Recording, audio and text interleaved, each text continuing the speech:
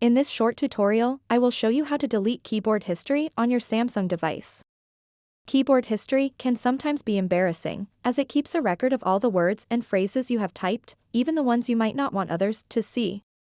Fortunately, deleting this keyboard history is a simple process that will help protect your privacy.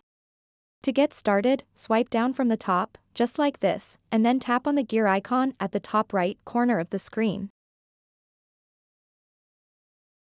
Once you are on the settings page, scroll down to the very bottom. Tap General Management. After that, tap Samsung Keyboard Settings.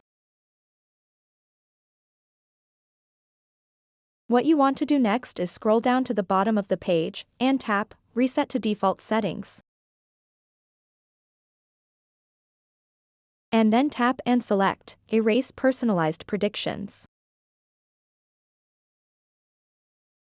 Tap Erase to confirm it. Now you've successfully deleted the keyboard history on your Samsung device. So that wraps up this tutorial. If you have any questions about this whole process, please let me know in the comments section below. And if this video helped you out, please give it a big thumbs up and subscribe to this channel for more tutorial videos like this one. Thank you so much for watching and have a good day.